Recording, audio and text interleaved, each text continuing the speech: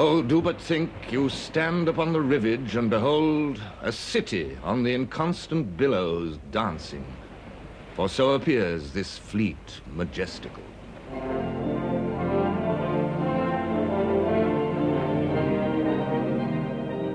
In August 1914, Britain went to war with a very small army and the greatest navy the world had ever seen. The first duty of the Royal Navy was to defend the British Isles against dangers defined 3.5 centuries earlier by Sir Walter Raleigh. There are two ways in which England may be afflicted.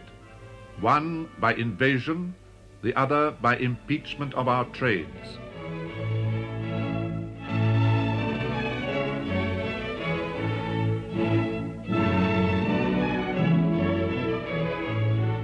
A 100 years after Raleigh, the Marquis of Halifax wrote, "To the question, what shall we do to be saved in this world, there is no other answer but this: look to your moat. The first article of an Englishman's political creed must be that he believeth in the sea." Ever since Trafalgar in 1805, Britain's fleet majestical had been the envy and despair of other powers. "Wherever there's water to float a ship," said Napoleon, "we're sure to find you in the way."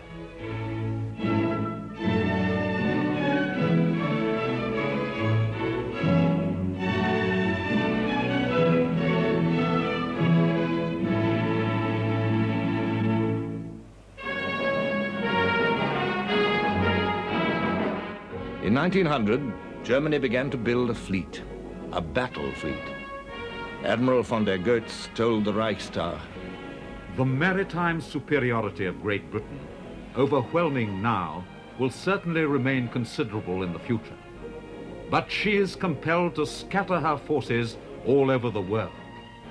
With the increases about to be made in the German fleet, we will be in a position to measure our strength with ordinary British naval forces in home waters."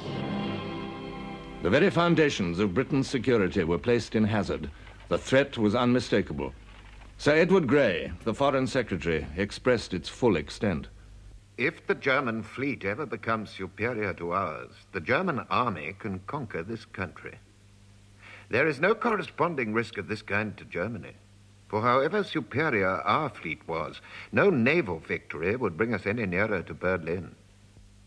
There were two courses open to Britain: to negotiate to limit the German fleet or to increase her own. In 1908, the Kaiser ruled out negotiation. A good understanding with the English is not desirable at the cost of the completion of the German fleet. Whether the British like it or not is immaterial. If they want war, they can have it.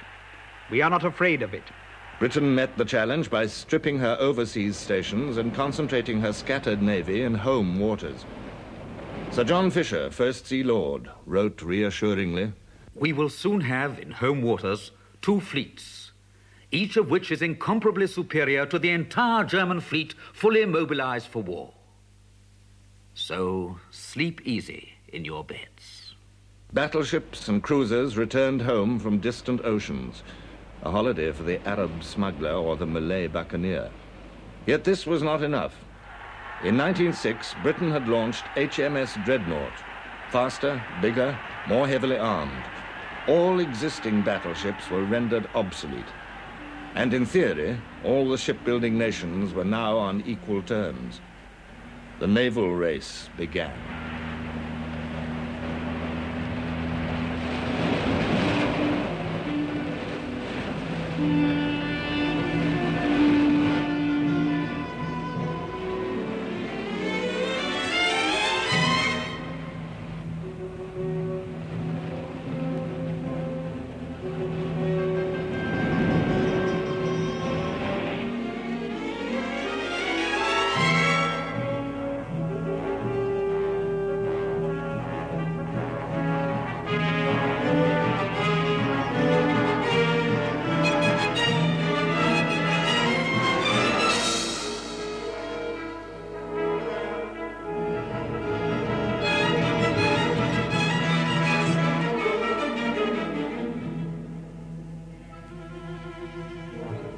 Bigger ships, heavier armaments, 12-inch guns, 13.5-inch guns, 15-inch guns. When war began, it was Britain who had won the race. She had 24 dreadnoughts and battlecruisers ready to fight to Germany's 16. She also had the moral advantage of a century of unchallenged supremacy. One of the officers on board the ship where I served said one of the first days of the outbreak of war, "I'm quite sure all of us will find our bones lying at the bottom of the sea within the next 10 days, and I've decided to eat nothing until my death but caviar." Well, he kept that up as far as I know for 3 days, and then he gave it up just to avoid bankruptcy. To Britain's naval strength was added that of France. German policy had made allies of the old enemies of Trafalgar. Together, the Allied fleets ringed the German and Austrian fortress of Europe.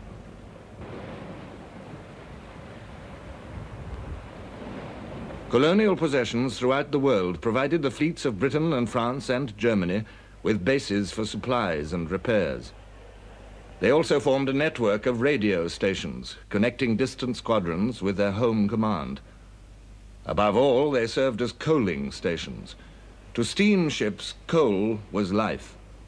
A heavy ship ate a ton of coal for every mile steamed at high speed.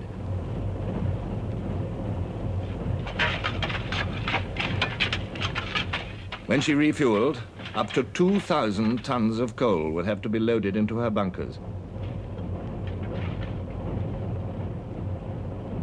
So, across the world, the naval powers had built up chains of coaling stations, and the filthy colliers that replenished them were the sinews of naval glory.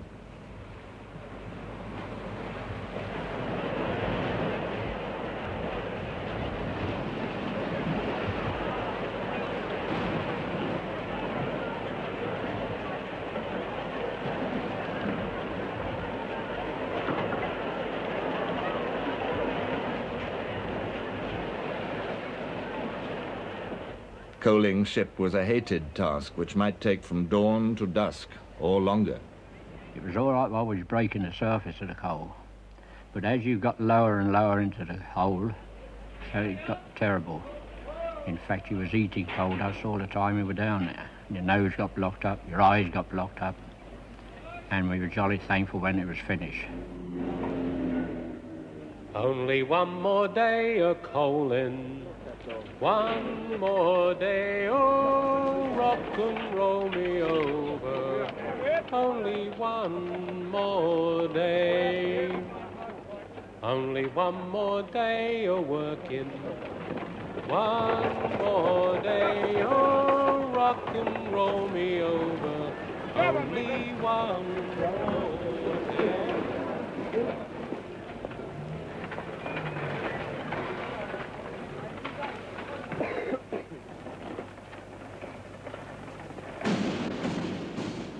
In August 1914, Britain placed entire trust in the Royal Navy, supreme, invincible repository of imperial might.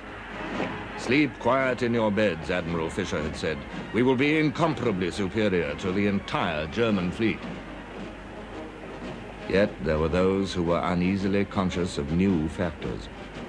A naval revolution had been silently in progress. Underwater. The mine and the submarine created dangers to which the largest dreadnoughts were vulnerable. No one knew how these underwater weapons would affect the great fleets. An American admiral had once said, "Damn the torpedoes, full speed ahead." And close observers knew that Britain had lagged behind in developing the underwater armaments. We had no efficient mine, no properly fitted minesweepers, no arrangements for guarding our ships against mines, no anti-submarine precautions, no safe harbor for our fleet. The lack of submarine defenses for the British fleet, even in its home base, haunted the Commander-in-Chief, Admiral Jellicoe. I was always far more concerned for the safety of the fleet when it was at anchor in Scapa Flow in the early days of the war than I was when the fleet was at sea. Unsuspected uncertainties hovered around the Royal Navy as it went to war.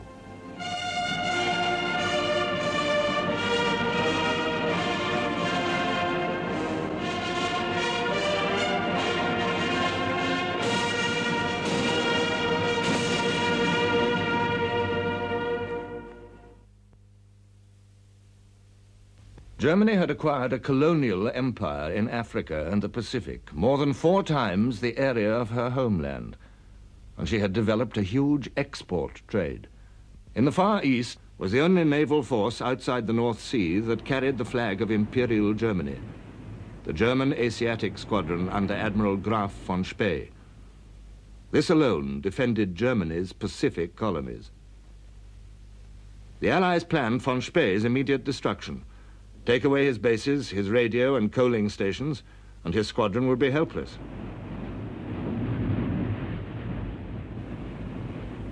The first to be seized was Samoa. Palms and sands and lazy islanders ringed by the glamorous South Seas. This was where Robert Louis Stevenson of Treasure Island had died and been buried. That ridiculous island, the Kaiser called it. There was no fighting in Samoa. A party of New Zealanders came ashore to accept the German surrender with due ceremony. The black, red, and white flag of Germany came slowly down the mast, and the Union flag flew in its place.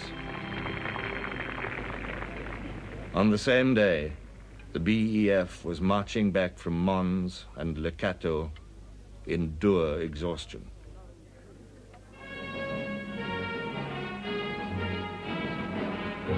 On September the 10th, the remote tropical war moved to another German island, New Pomerania, off the coast of New Guinea.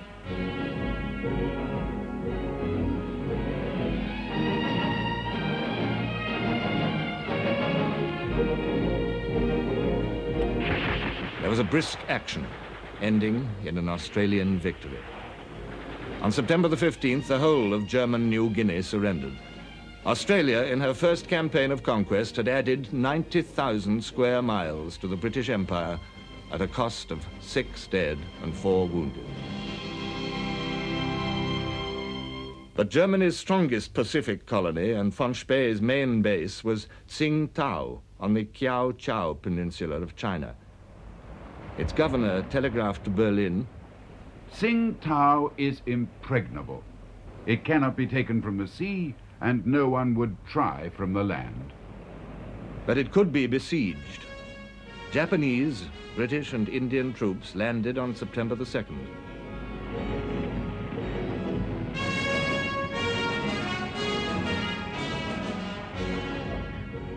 The Japanese had a problem. They couldn't tell a German European from an English one. We sent out a mixed patrol, ourselves and the Japanese, and they shot one of our men. They'd never really forgiven for that. Asked why they did it, they said, oh, we look the same as the Germans. So they gave us Japanese kimonos coming down to our thighs, which had capes. And then when we all wore kimonos, we were all sort of chaps together. There were no more accidents. The siege of Tsingtao went on for 9 weeks. The Japanese brought up heavy howitzers to smash the forts, as the Germans had smashed Liège and Namur. We were out resting now on the 6th and 7th. We were behind a ridge, nice cover. And all of a sudden, the Japanese officer coming on horseback, full gallop. He says, Germans finish, Germans finish. White flag is up. And they surrendered on the 7th, on a Sunday morning, the 7th of November. Now the last islands to fly the German flag in the Pacific fell one by one. The Marianas and the Carolines, the Marshalls and Bougainville. And one by one, Admiral von Spee lost his hopes of coal and succor. His sleek ships steamed on in isolation. Winston Churchill described his dilemma.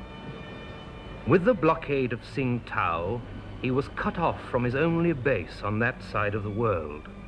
To steam at full speed or at high speed for any length of time on any quest was to use up his life rapidly. He was a cut flower in a vase, fair to see, yet bound to die.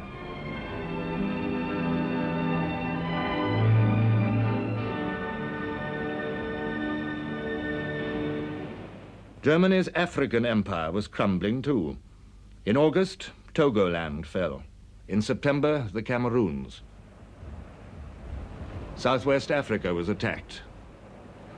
The operation was delayed by a rebellion of Afrikaners who wanted to reverse the result of the Boer War.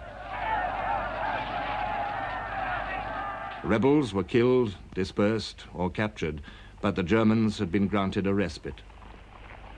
But by the summer of 1915, the Union flag flew over the whole of this vast territory.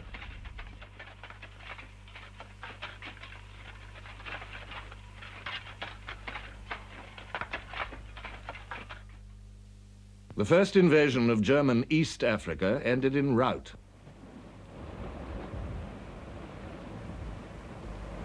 A British and Indian force, poorly commanded and poorly trained, landed on the swampy coast. Amid muddles and misunderstandings, they were attacked by well-trained African askaris under a great German commander, Colonel von Lettow-Vorbeck. The British, their invasion hopes shattered by dysentery and gunfire, withdrew after 4 days, leaving behind 800 dead and many prisoners, as well as enough guns and ammunition, coats and blankets to supply the German garrison for years. Von Lettow-Vorbeck and his mobile force of never more than 15,000 harassed up to 130,000 Allied troops till the very end of the war.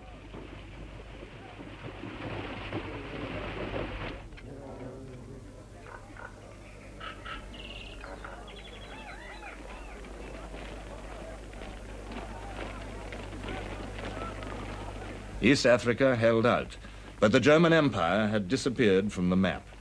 Her merchant fleet had also disappeared.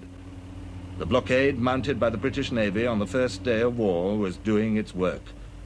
German merchant ships were penned up in neutral ports all round the world.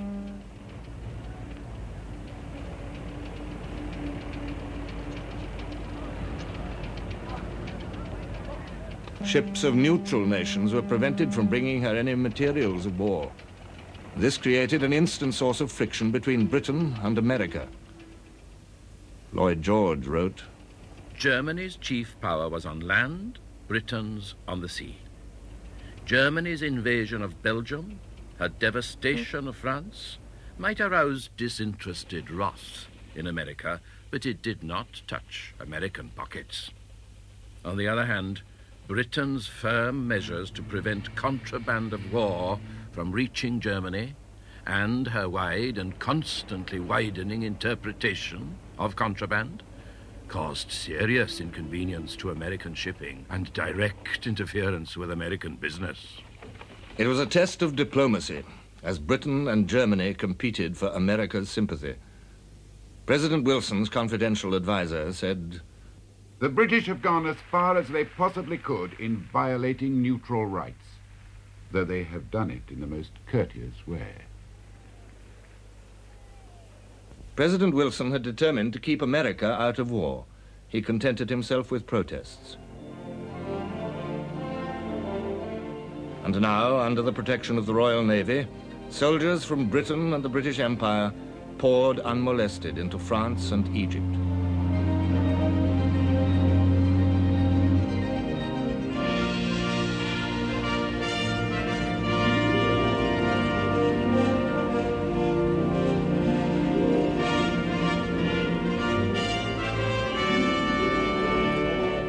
In October, the first Canadian contingent left Halifax, Nova Scotia for France.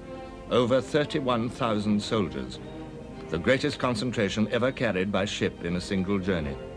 Everywhere, the oceans were a broad and safe high road for the Allies. For troops from India, sailing to protect the oil fields of the Persian Gulf. For Australians and New Zealanders bound for Egypt, where Indian and British soldiers were defending the Suez Canal against the Turk. In all this vast traffic, not one soldier was lost through German naval attacks. The same sea power protected Britain's merchant trade, more vital now than ever before.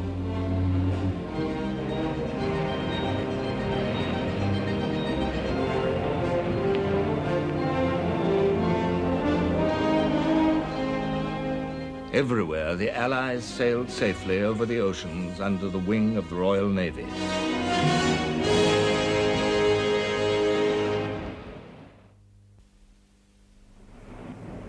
but it is the duty of a fleet to destroy enemy warships. On August the 28th, the Admiralty planned a daring assault deep into German home waters. Their destination was Heligoland Bight, the stretch of sea between the small, heavily armed island fortress of Heligoland and the mouths of the Elbe and the Jade, where the main German fleet was concentrated. The Admiralty knew that German destroyers patrolled this area every night. They'd planned a trap for the Germans.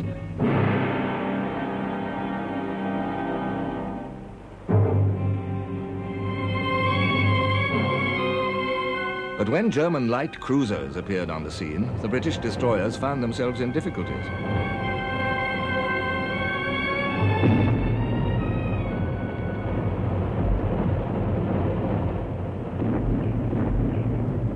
Then suddenly, an impressive new element surged into the battle.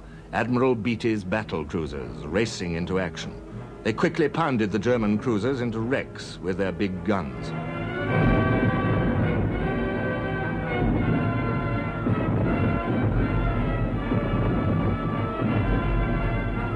Admiralty's signalling muddles caused much confusion among the British squadrons, but the action was an unqualified British success. They lost no ships. The Germans lost 3 cruisers and a destroyer, a defeat right on their own doorstep. Admiral Tirpitz, creator of the High Seas Fleet, lamented, "It was a day fateful for the work of our Navy. The Emperor did not want losses of this sort.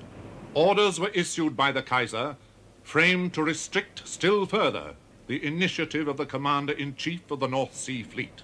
The loss of ships was to be avoided. Fleet sorties and any greater undertakings must be approved by the Kaiser in advance." Germany turned to her underwater weapons.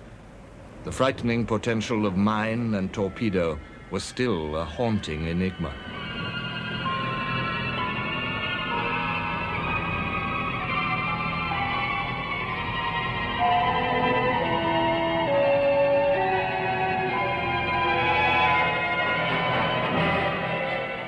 Soon, they gained an outstanding and ominous success. On September the 22nd, near the Dutch coast, one of Germany's oldest U-boats, the U-9, sighted a patrol of 3 old British cruisers, the Hogue, the Aboukir, and the Cressy. Within an hour, it had sunk all 3, with a loss of 1,400 lives, more men than Nelson lost in all his battles. On October the 27th, Audacious, a new British dreadnought, hit a mine and blew up. All the crew were saved, but it was another alarming sign of the shifting balance of naval war.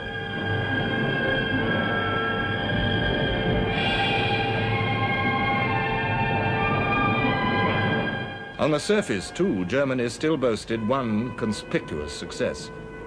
The cruiser Emden, detached from von Spee's squadron, was pursuing a hectic and brilliant career of destruction in the busy sea lanes of the Indian Ocean.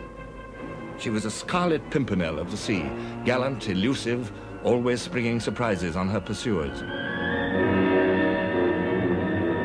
Emden's exploits rang round the world. She captured or sank merchant ship after merchant ship.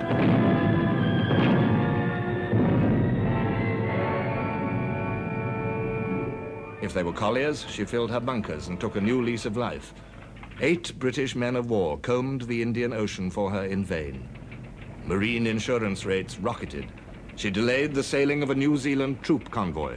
She entered Penang harbor and sank a Russian and a French warship.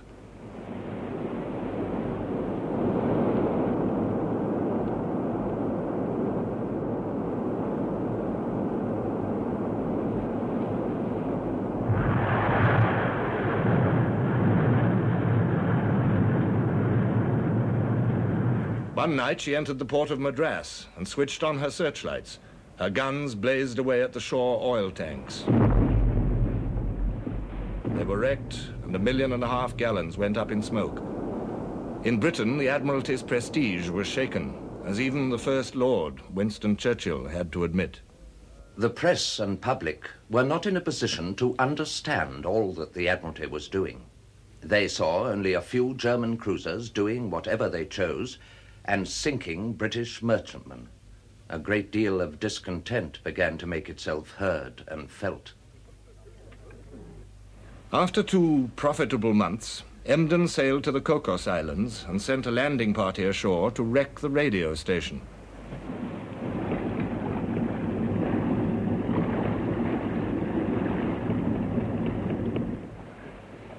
But the new weapon of radio was her undoing.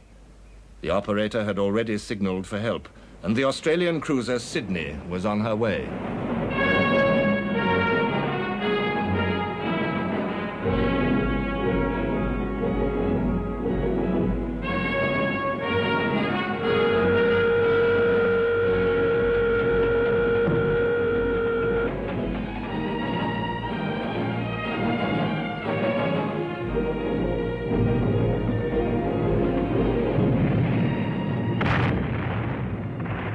Emden, outgunned and outranged, ran herself onto a reef. The Indian Ocean was safe again. Now the flame of German naval imperialism was flickering out. Only von Spee remained. From the outbreak of war, he had eluded his pursuers. Alone with his 5 ships, cut off from his colonies, he steamed on in the empty vastness of the Pacific. Every day, Churchill studied charts of his possible position and stared at his Admiralty map, pondering where the Asiatic squadron might be. At last, news came that it was sailing towards the coast of Chile. Admiral Craddock, commanding a British squadron in the Pacific, was ordered to hunt him down. Craddock wrote, "Somehow, I think we shall say how do you do to these Teutonic gentlemen. I'm generally pretty lucky, and we don't want any more disappointments." Craddock, with the old cruisers Good Hope and Monmouth, and the light cruiser Glasgow and the armed merchant cruiser Otranto, found von Spee near the Bay of Coronel, off the coast of Chile. We formed single line ahead, and Good Hope fired a ranging shot, which was short. The enemy then opened up with repellent salvos. We did not possess that method of firing, but it soon became apparent to us that both the Monmouth and the Good Hope were under severe punishment. About 1 hour, there was a terrific explosion in the Good Hope, and she went up like a huge bouquet and disappeared. After that, they concentrated on the Monmouth and us. And the Monmouth was soon in trouble and could make very little effective reply. The Monmouth sank, and the whole crew was drowned. Craddock, too, was drowned with the crew of the Good Hope. A fellow admiral said of him, "Poor Kit Craddock. He'd always wanted to die on the hunting field or in action."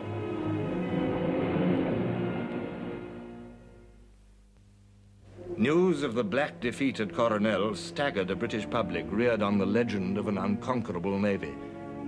U-boats, mines, the Emden, and now a British squadron smashed in a fair fight. The Admiralty, already under heavy criticism, reacted instantly and ferociously. The battle cruisers Invincible and Inflexible were ordered out to find von Spee and destroy him. There was to be no delay. The Admiral Superintendent, Devonport, reports that the earliest possible date for completion of Invincible and Inflexible is midnight the 13th of November. Admiralty to CMC Devonport. Ships are to sail Wednesday, the 11th of November. They are needed for war service and dockyard arrangements must conform. If necessary, dockyard men should be sent away in the ships to return as opportunity may offer.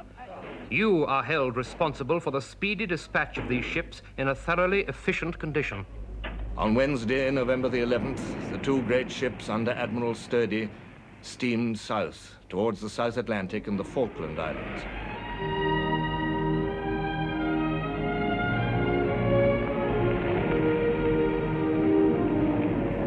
"45 Allied warships were now after von Spee's blood. He had no illusions. We have at least contributed in a certain measure to the glory of our arms, although that cannot signify greatly against the enormous number of British ships. Unknown to each other, Von Spee and Sturdy were steaming towards the same place at the same time, the Falklands. Sturdy arrived first. He was coaling in the morning after his arrival when he received the signal, a 4-funneled and a 2-funneled man-of-war in sight. Ships he was scouring the ocean for were sailing into his arms. The British crews worked feverishly to prepare their ships for the chase.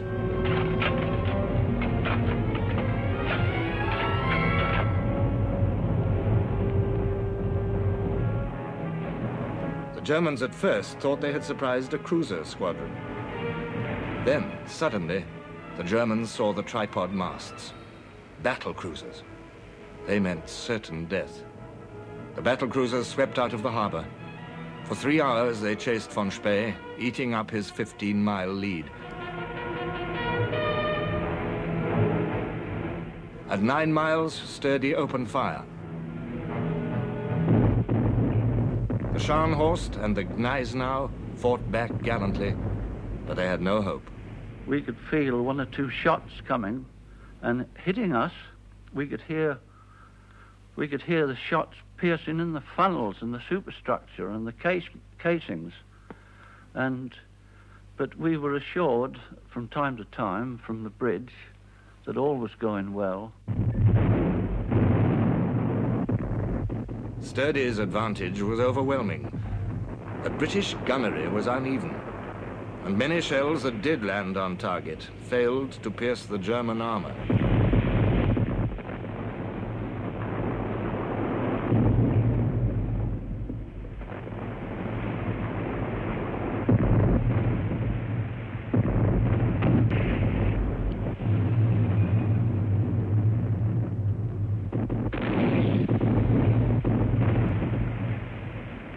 It was 5 hours before Scharnhorst sank.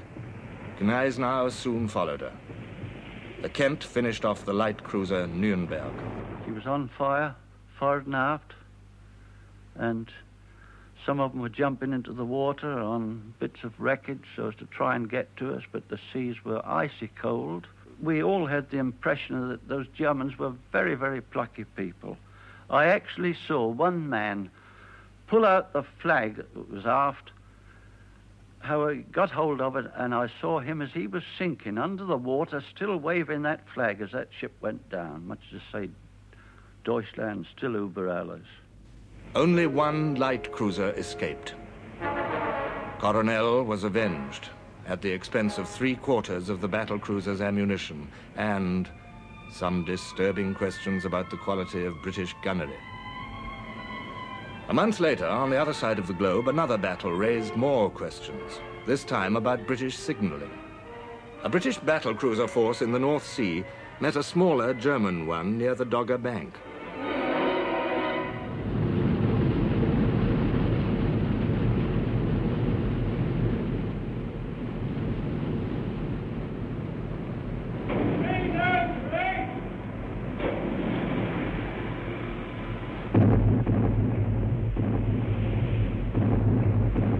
Their heavy cruiser, Blücher, was badly hit and burning. She began to slow down. The British flagship, also damaged and her radio gone, flag signaled the other ships to continue chasing the fleeing Germans. But by a combination of mistakes, the whole force stopped pursuing and turned on the already doomed Blücher.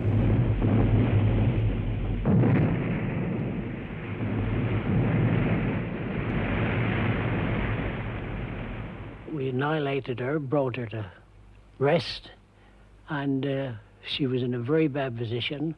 But the most extraordinary thing about it was that she was heeling over, and there must have been over 1,000 men clambering up the deck onto the side of the ship.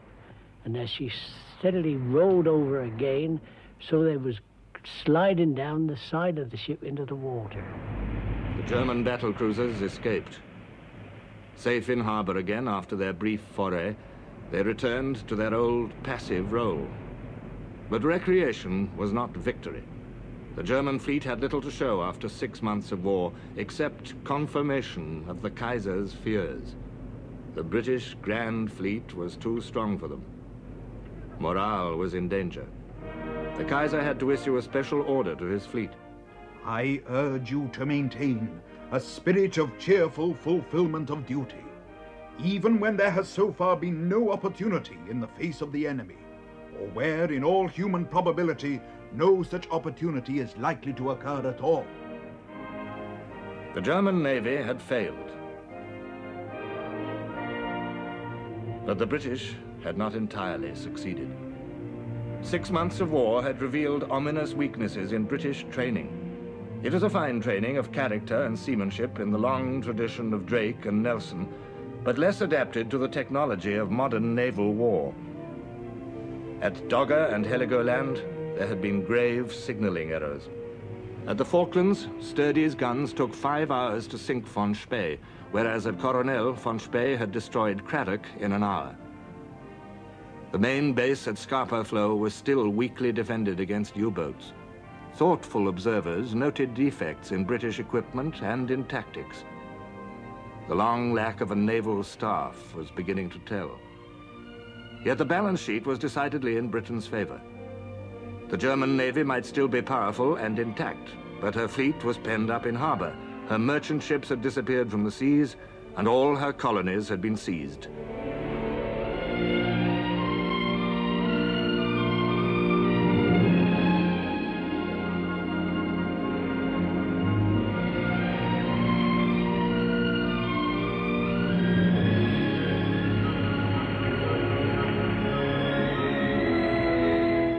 In the first months of the war, the Royal Navy had done its job. Only a few sensed the absence of the Nelson touch and of the tremendous superior might of Nelson's day.